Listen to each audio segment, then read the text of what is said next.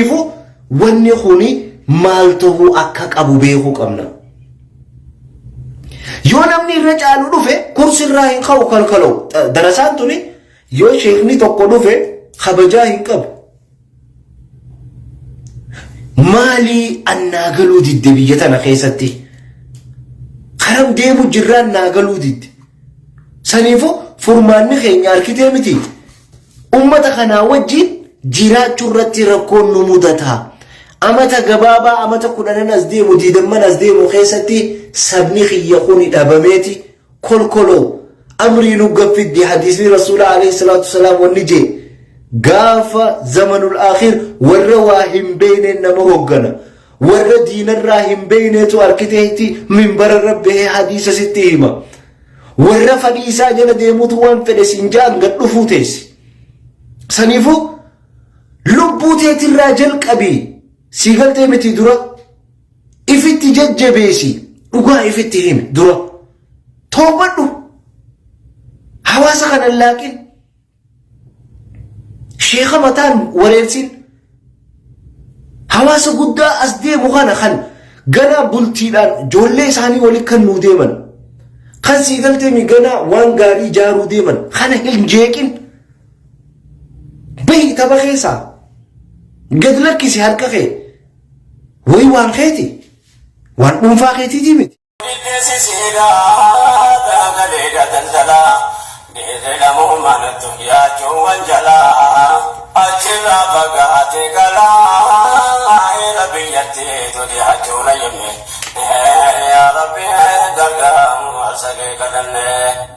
Mana murti keenya jarati majalaa ilmaan baga balaan babalate balaan mana deesus dubbe lamoo naftu jalaa wajjannaan dirqama ilmaani babalaa irraati tamindaan yoo marga saagalaa ganaa barii nama hojiilee sommala waa'ee kana keessatti deefaman gajeela dubartii jannataa dheeratu gajeela jechaan jiru tubbee naseetun dalaalaa antaa sifachoo daliila mindaa godhaan saateef ragaa godhanne yaa rabbi gargaara aarsa kee kadhanne ajaan faranjoota nama keenyaan taatu garuu argee mu'mintoo tanagaa hin jiraatu ammanna rabbi ofii sodaannaa waan taatu wallabeen jiraannaa furmaatatti laatu garuu nama islaamaa ta'us ta'u baatus jireenya mi'ambaa wanna kan jabaatu hanga fedhe namoo mirgaa qabaatu seera biyya sanaa keessa wanna maatu dhalaan ilmaan guddisuudha kan ulfaatu daa'ima fi adabuu mirgattiin qabaatu adabuu miti jaan iljimuun hin taatu akka fedha si akka taatu taasisuu seedhee aduu waan tumamne yaa rabbi gargaara aarsa kee kadhanne. Sheer godha inshallah. North America. Sheer godha warreen biyya Oromiyaa xiqqoo jirutti dhaqqabsiisa akka gaariin namni dhageessuu qabu. Sheer godha warreen masgiidaatii fi darasaalee jajjabduu kolkoloo hunda walitti naayamaarra. Aarsa kee kadhanne. Sababni jarra akkasii jabeessuuf ilmaani ni miidhamtee aduu miti ayyaane waati gogubatee qaama waatuqnaani baay'ee jala deemu sababa argannaani achumaan guddataa dhufe mootummaani xiyyeeffannaan guddoon kana haajaan isaanii maatii ameeka kasee kasaare ilmaani sababa jajaati jala fudhannaani dura kaayyatan seeraani kan abbaan fedhee dura laabbanne yaa rabbi gargaarsa kee kadhanne. Yaama hawaasa if quba hin qabne kan harkitee kolkoloon itti taphachaa jirtu warri faayidaa hin qabne godhaa jiru jechuudha waan tokko tokko raasuun inshallah yaama ummata argitee namni hawaasni dammaquu qaba.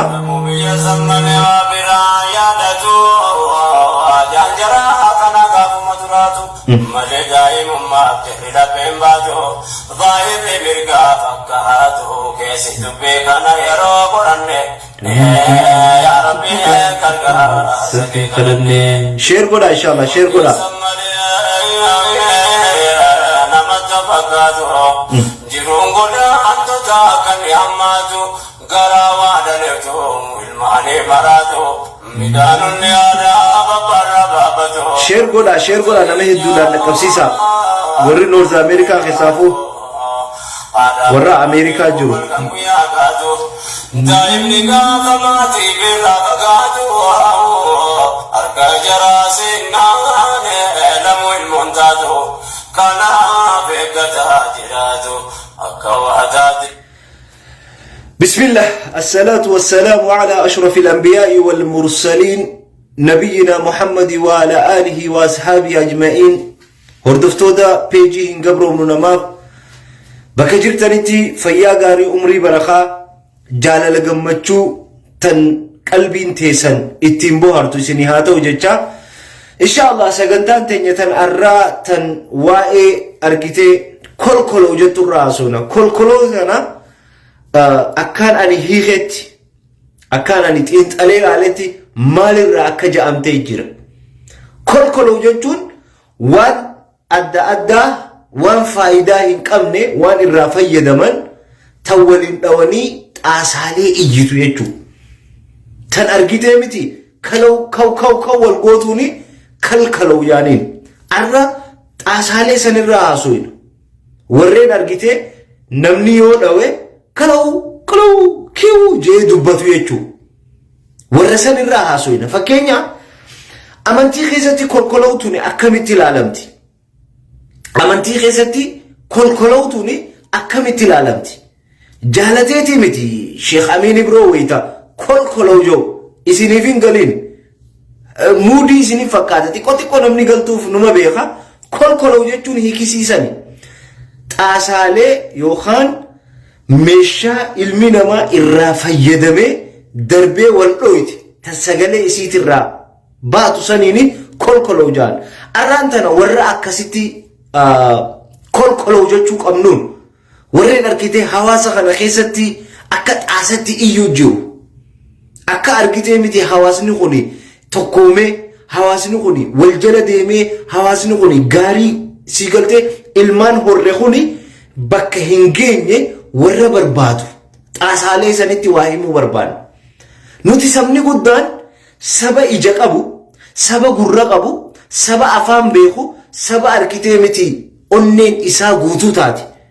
Saba miidhamullee galata rabbiirraa alhamdulillah jedhee obsaan dabarsu nuti. Garuu amma xaasaa tana jechuudha. Xaasaa wal dhoyitee kana loo jettu tuni maal nu godhaa jirti? Maal nu keessatti uumaa jirti? Maal balleessaa jirti? Eessan nuun deemaa jirti waan jooraalle jechuudha. Duuba irra xaasaan tuni fuuchara ummata keenyaa, fuulduree ummata keenyaa, kaayyoo ummata keenyaa kan argitee shabaabni ka'ee hundeeffamee bakka takkaan waan kana instituutiina kana jaaru akka hin taane gufuu ta'aa jirti. Kalkalootuun jechuudha. Kalkalootuun hedduudha nu cinqaa jirti jechuudha. Xaasaadha ifiifuu gatiin qabdu. Yoo walitti cuunfanii walitti guuran qarshii lamaa takkan baastu. Xaasaa argitee amma fakkeenya naannoo akka Keeniyaa biyya Keeniyaa keessatti shokoraa yookaan ummanni fayyaa hin qabne guuree argitee gurguratu jechuudha. Xaasaa sani arra gatii itti goonee nuti ol kaasnee dubbachuu deemnu. Mee gatummaan isiitu nurraa bitamteen ilaalla. Saniif fuucharrii biyya tana keessatti keessaafu Oromiyaa xiqqoo keessatti Ameerikaa, Noorz Ameerikaa, Austraaliyaa, Kanadaa keessatti fuucharri ummata keenyaa eessatti deemu jira? Maaliif guddachuu dadhabee fuucharri kun? Nuti fuuchara qabna. Amma fakkeenya ati ni fuuta fuuchara keetitti ilmaan horta ilmaan keessanii wajjinoo ilma abbaa caalu horuu barbaadda. Ilma sii gadii argitee ta'uu osoo hin ta'in ilma abbaa caalu horuu barbaadda. haati manaatillee si galtee dubartii isii caaltu horuu barbaaddi. Kolkolootan barbaadnu jechuudha. Kolkolootuun maal nutti himaa jiran? Warreen amma fakkeenya jechuudha. Kolkoloo jennuu kun eenyu? Eenyu isaan? Eenyu isaan? Isaan kana hawaasni beekuu qaba. Ummanni beekuu qaba. Namni beekuu qaba jechuudha. Saniif sheer walii godha akka gaariitti waa'ee kolkoloo kana sababa arkitee miti jiruu waan hunda diigaa jiran xaasaan tun numa iyyiti bikka deemtu faayidaa hin qabdu. Faayidaa hin qabdu garuu ni iyyiti. Sagaleen isii adda. Sagaleen isii xaasaan tun ni iyyiti. Kalkaloo hin tun jechuudha. Si galtee sanirraa hii dubban. Namni kalkaloo kuni dandeettii shari'aa ni qaba. Dandeettii amantii ni qaba. Hawaasaan deemuu ni danda'a. Hawaasa waa himuu ni danda'a. Hawaasni xaasaa kana dhageeffatu jechuudha. Hawaasa akkam hayyuu achi ta'a, beekaa achi ta'a, nama arkitee miti guddaa nama kabajaa qabu manguddoo achi ta'a. Manguddoo naamusa qabdu jira jechuudha. Si galtee manguddoo salfii duraa teessee istighfaara gootee waan gaarii dubbachuudhaaf fi dhageeffachuudhaaf hawwitu achi jira. Sanitti kolkoloo kun maal himaan? Minbara gubbaa beeti xaasaan si galtee xaasaan jalaan uraa, xaasaan cinaachaan uraa, xaasaan arkitee maal jaaniin gaafaan keessanitti waan faayidaa hin qabne jechuudha. Xaasaa jechuun xaasaa tanarraa dubbanna jechuudha. Saniif namni nama gorsu tokko xaasaan nama gorsitu tokko xaasaan yoo xiqqaattee waan keessa jirtu himuu qabdi. Qullaadha ififu waan namatti himaa hin jirtu. Waan namatti gaggeessitu hin qabdu. Saniif waa'ee masjiidota Ameerikaa keessatti xaasaalee nu cinqite. Fakkeenya xaasaa hedduu jira. Xaasaalee hedduu jira. Xaasaalee arkiteef quban qabna. Yeroo feete minbara irra dhaabbatteeti waan feete dubbatti. Yeroo feete arkitee miti bikka dhaaba ummataa kan walii qabamee bakka takka jiru. Fakkeenya masjiida jechuun masjidni kan hawaasaati. Kan ummataati. Kan namni arkitee miti itti dhaqee rabbii isaa itti gabbaru. Gaafa du'e arkitee miti irra salaatamee achirraa dhuma isaa salaata saniin gaggeeffamu. Taphaa miti jechuudha. Kalkalootuun garuu xaasaalee walii qabamte tuni gandummaadhaan walii qabamte. Xaasaa amma fakkeenya paayinaappil yoo taate xaasaa paayinaappil. Xaasaa maangoo yoo taate xaasaa maangoo gandummaadhaan jechuudha. Xaasaaleen tun si galtee walii qabamteeti qaw jettee mataan wareersaa jirti. Wanni isiin himtuu fi wanni isiin dubbattuu fi akkaataan isiin itti jirtu wan isii kana nuufuu galuu dadhabde jechuudha. Saniif ummanni beekuu qaba xaasaalee tana. Xaasaatu yoo xiqqaattee 4-5 xaasaa yeroo takka arkitee miti yoo dhooytees hin galleefii jira. Inuman galtuuf darasaan biyya tanaa kalkaloota jennuun tun jechuudha. Darasaan biyya tana keessa jirtu ta kolkoloo jennee walitti qabnee isii yaamnu tuni aalima guutame. Si galtee qadaada akkasumatti illee waan faayidaa qabu sheekuutii aalima akkasumatti illee ummata arkitee miti manguddoo gaggaarii tana tawaa beetu homatti ni zaaban xaasaan tun. Xaasaan tuni hawaasa tuffachaa jirti. Rakkoo hawaasa irra fidaa jirti. Rakkoo hawaasa irra fidaa jirti. Duba Rabbiin tabaaraka wa ta'aala wayita nu uumu waan nuu hanne qaba. Waan nurraa fudhate qaba. Wanni inni nuu hanne eenyu? Islaamummaa nuu hanne. Anamma akka nama tokkotti amantii gaarii islaamummaa waan gaarii naa hanneen qaba.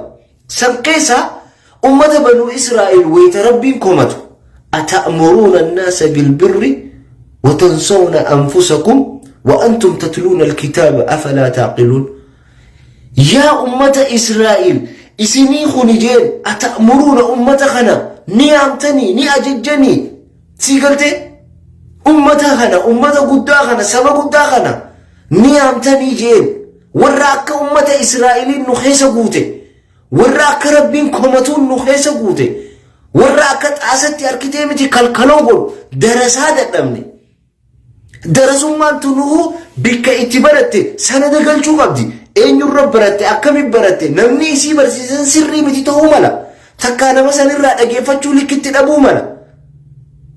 Qur'aanaa fi hadiisa beekuu qofa osoo hin taane itti dalaguu qabda. Akkaataa itti dalaydu beekuu qabda. Dhiiroo namni barsiise san xaasaalee tana kalkaloo tana sii galtee miti iyyaa barsiise. Kau jaatii nama rabbashaa kana barsiise. Kunillee background checking godhamuu qaba. Eessarraa akka dhufe beekuu qaba. Duuba aayata kana keessatti rabbiin atamuruna annaasa bilbir san ilma namaa kana gaariitti toltutti yaamtanii toltutti ajajjanii toltuun isaanii maali beektanii?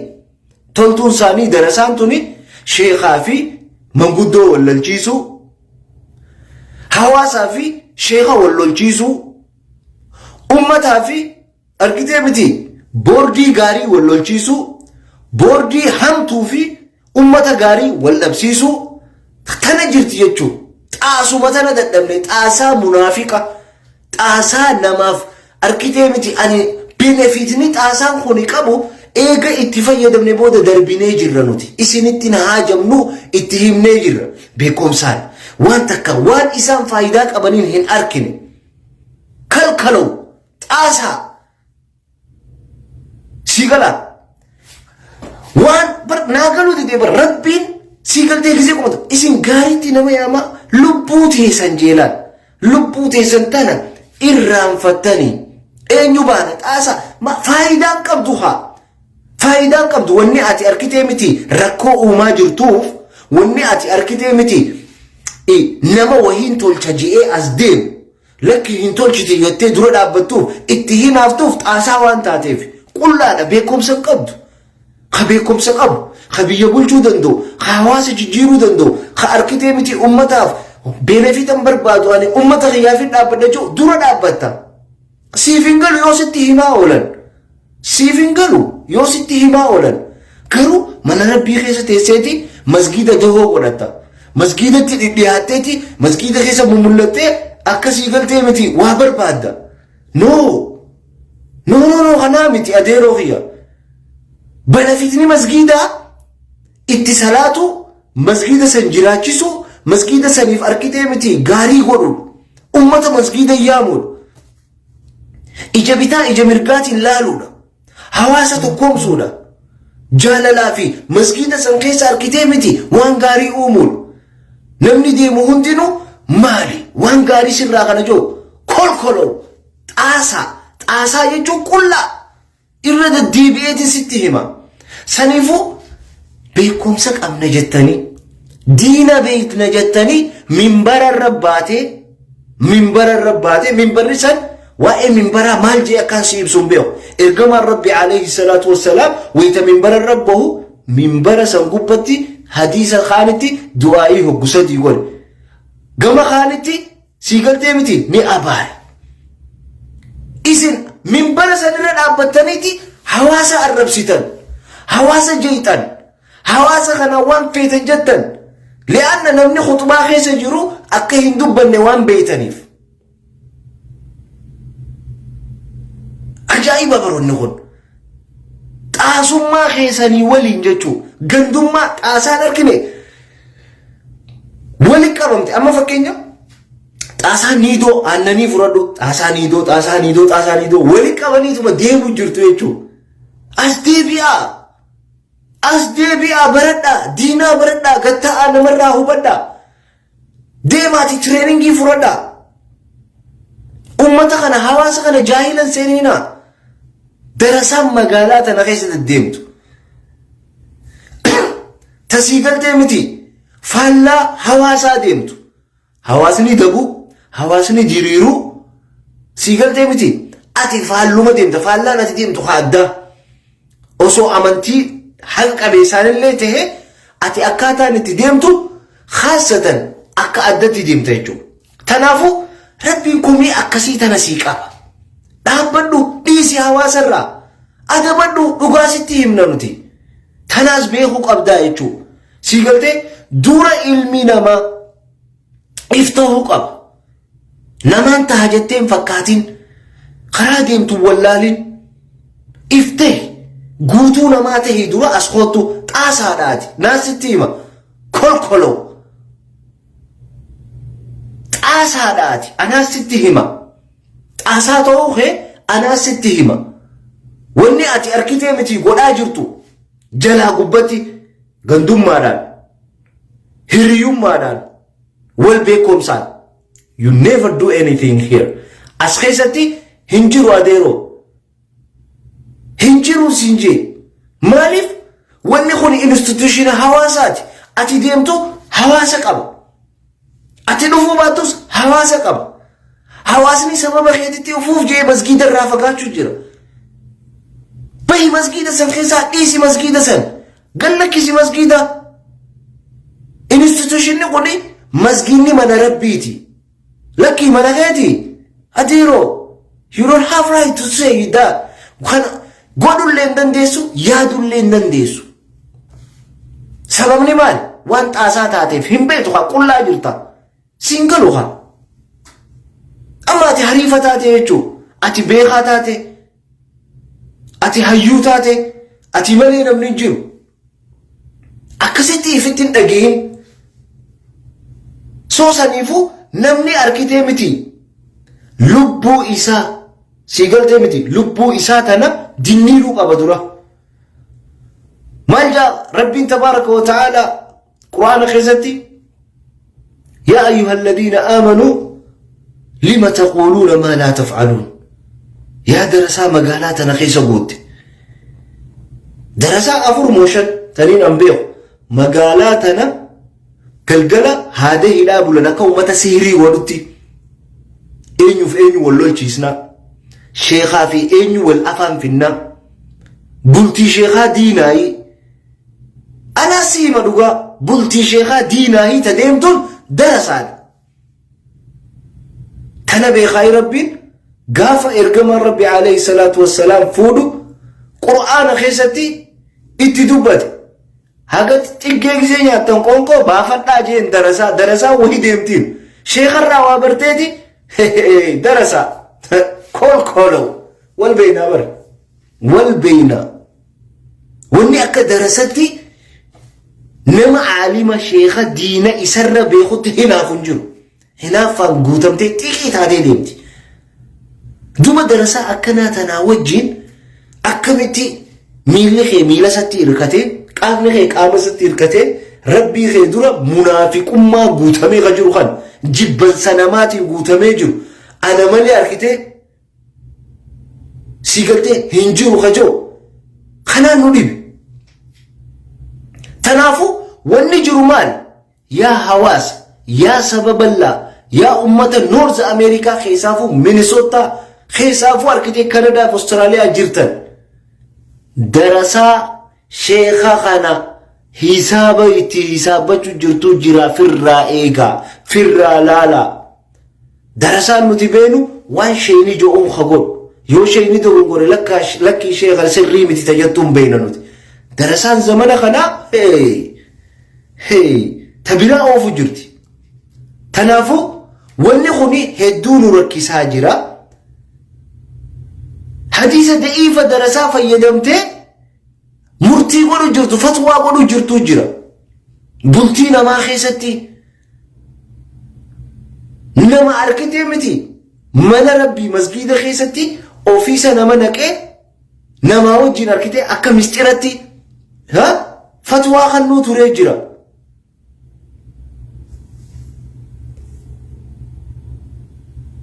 saniifu gariin namaa sammuu isaa kanaan hubachuu qaba jechuudha yaaduu qaba ilmaan keenyaaf masgiidni kun jaarame darasaan akkanaa darasaa waan ajaa'iba isinitti ta'u mana minisootaa tana keessatti jechuudha masgiida kana biyya tana eegaan dhufe amata 5 masgiida kanatti masgiida hundatti jechuudha masgiida hundarraas deemeetii ilaala nin beekaas waan namni naa himuu miti waan hin dhaga'u miti waan hin arku waan hin beeku sitti himu jira yaa lammiitii yaa hawaasa rafu jiru dammaqii dhageeffadhu ilmoo teetirraa maallaqa kafalta ilmoon teessan torbaanitti ayata meeqa baratte harfii meeqa baratti? Zero. Mucaan kee amma yoo dhagee boodan beeku.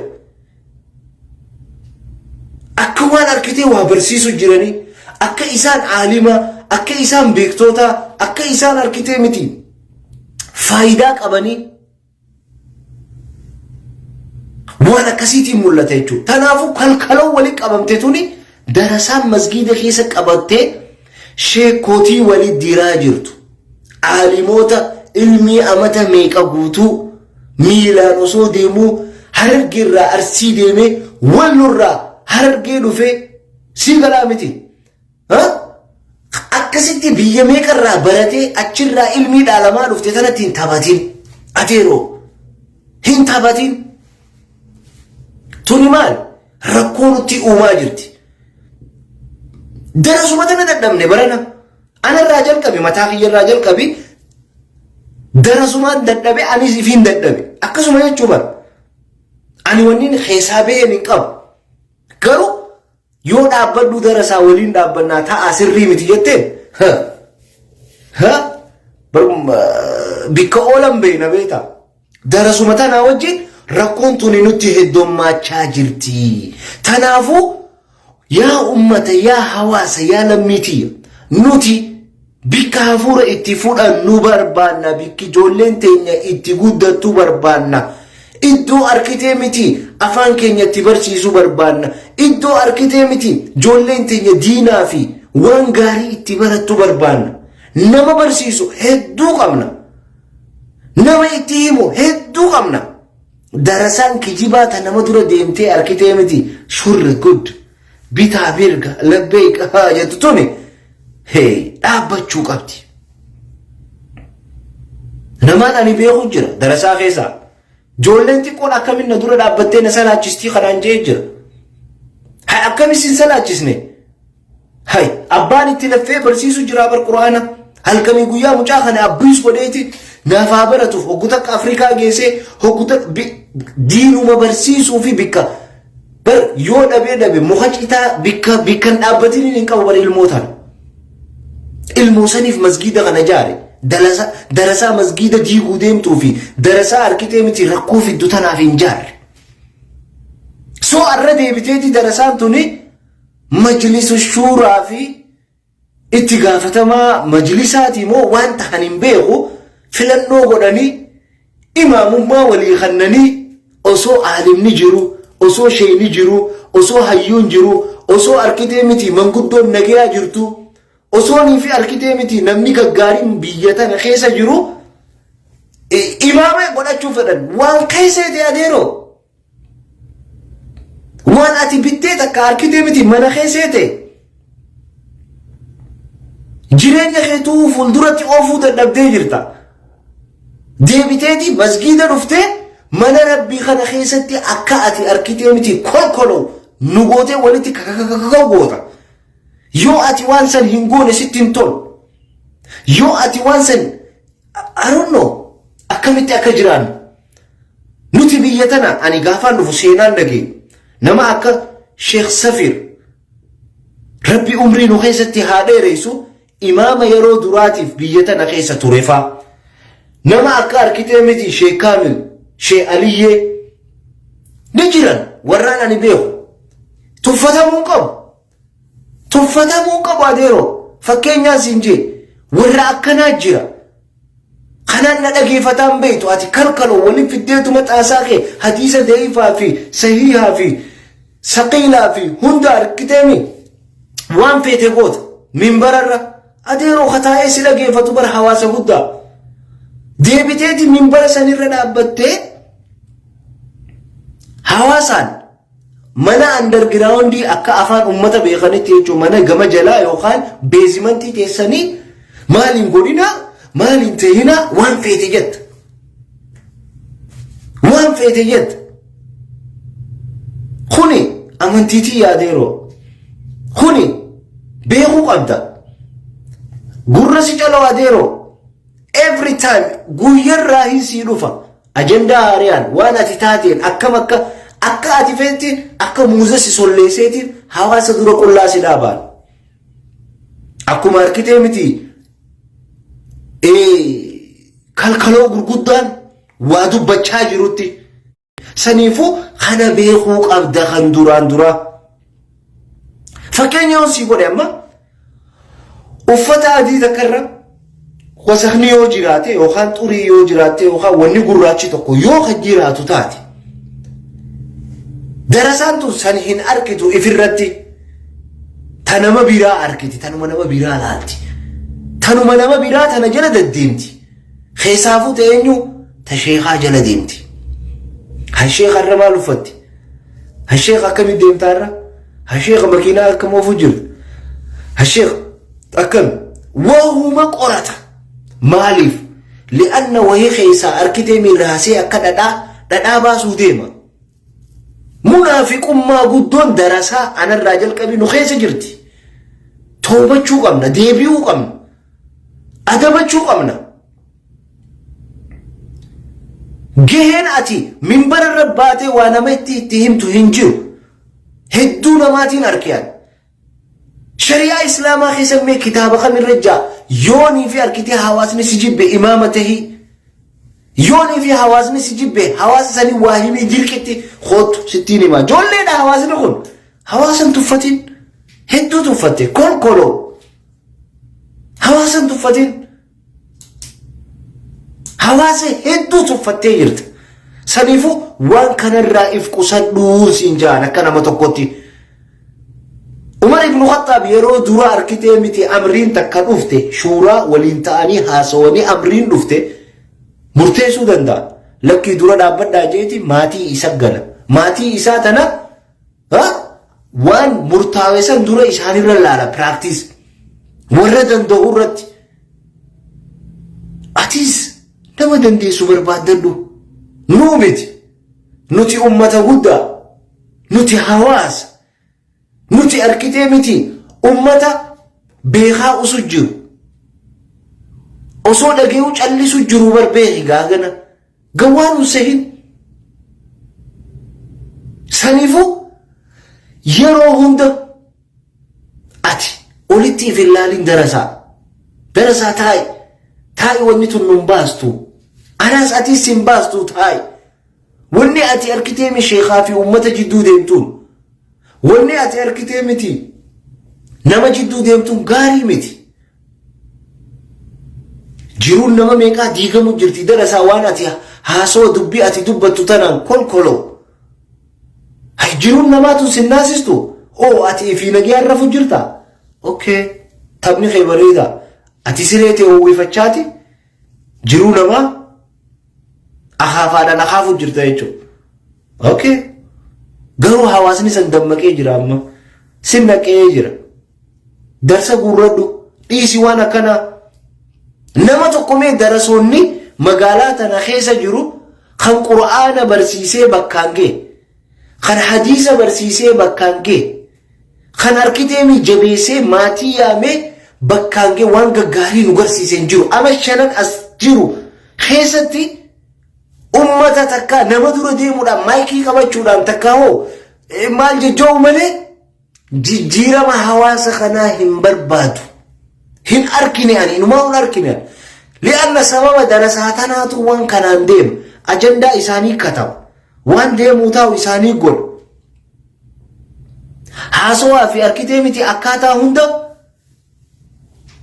waan hunda darasaa tana kataba annaa galuu diddeen hay darasaan dilanuma lakka kolkolootuuni qalaloo qululuu jettee nu cinqaa jirti ahaa hakkaanuu dhageewu dide jibrii amma gurra keessaa baasnee jirra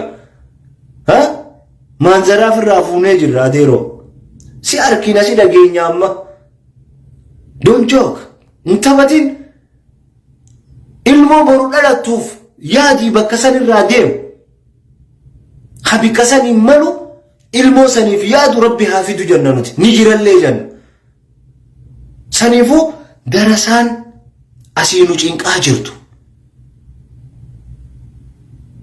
ta arkitee mi faashina nurra dabarsaa jirtu amata walloltu darasaan magaalaa tana hogguu feete wallolti hogguu feete ganda wal yaamti hogguu feete arkitee mi balaa buusti hundarra garuu nama tuffatti subhaanallah asirra deemtiin tuffii hundarra bar nama biraatillee odoo tuffatte hawaasa guddaa kana tuffatti bar hawaasa kana keessa salaamu alaikum hay achi garagalee bar bar akkasii bar akkanaa bar ban akkasii jettee namni haasa'u darasarra hin jiru badii feesbuukaa fi badii miidiyaatii fi badii adda addaa ka godhaa jiru darasarra malee hin jiru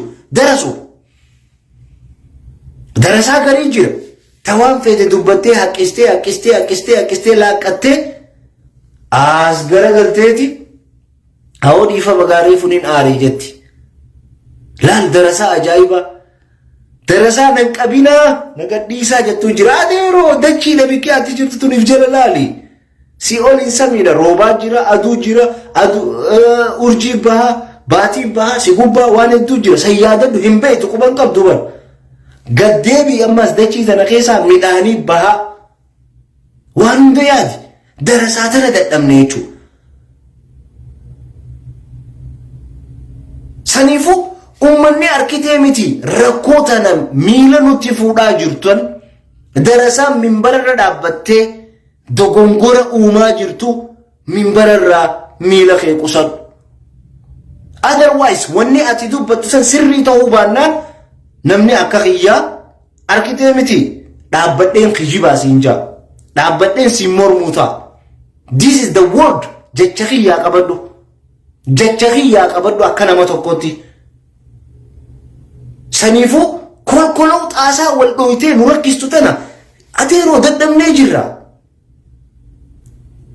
magaalaa tana keessatti rakkoo namni uumaa jiru namni arkitee miti akka generationni kun hin guddanne godhaa jiru darasaa tana ni hinaafa yoo amma mucaan xiqqaan tokko arkitee ka quraana beekumee magriiba takka ishaayii nu haasalaachisu jettee ati fuutee minbara san shuruuf keessteen mee haa baratu mucaan kun masgiida kana instituutiona kana ijoollee tanaaf jaarre inninis gisee bira guddate ilmoosaa dhaalchisa jennee yaadne jaarame kana ati maal godhu jirtani beektaa fiqiin beeku naan jetta tafsiiran beeku naan jetta hadiisa biraatiin naa dhufta hadiisa biraatiin hay ijoollee tana akkami guddisna duuba masgiidni kun ijoollee fi bitamee ijoollee itti guddifamaa jechaati darasaan tun gufuu itti ta'uu jirti gidaara itti ta'uu jirti ijoolleen eessaan dabarti ijoolleen mee eessaan dabarti naa himi ati haram deemti mee naa himi hin qabdu kara deemtuu qabdu ijoolleen kara deemtu ni beektaa karaa hashiishaa karaa jimaa karaa arkiteemii waan badiidhaa jechuu karaa waan badiidhaa deemti yeroo gabaabaa keessatti baatii gabaabduu keessatti ijoolleen asitti guddattus haa ta'u biyyattis guddattu haa ta'u asitti barattu silaa masgiidatti dhokachuu qabdu qawwee fudhatteeti ala kana rakkoo uumaa jirti silaa qawween san darasaa tanaani ta'uu qaban silaa anas siin jaa rakkoo uumaa jirtan saniifu wanni kun rakkoo uumaa jira hubadhu wanni kun rakkoo uumaa jira hubadhu akka nama ati malee waa hin beekne aalima guddaa if goote hoggaanii fi maal jedhu adeeroo wanni ati itti jirtu kun sirrii miti anaa sitti hima gufuun ati tahaa jirtu kun rakkoo guddoo nutti uumaa jira saniifu namni arkitee miti akkanuma karaa deemu leexaan namnummaan deemu kun bikka takka waan kana akkamiin laalu jirtan saniif arraa sittiin hima boruu sittiin hima darasaan magaalaa tana keessa jirtu masgiidota hunda jirtu rakkoo hana uumaa jirtanii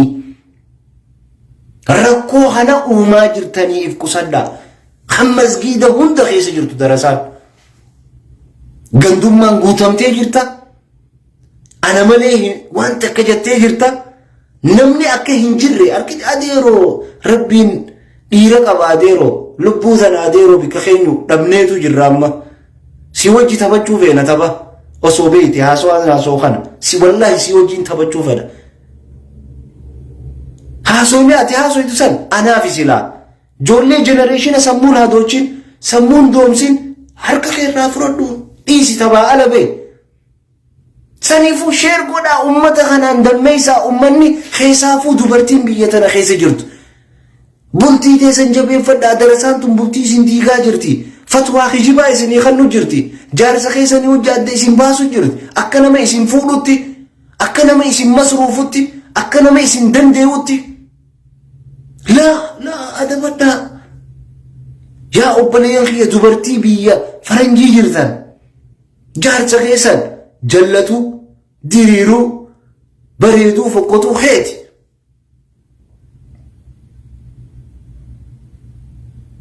Saniifuu dhiisaa bultii teessan jabeeffadhaa darasaa tanan dhageena. Haa darasaan tun ganaanu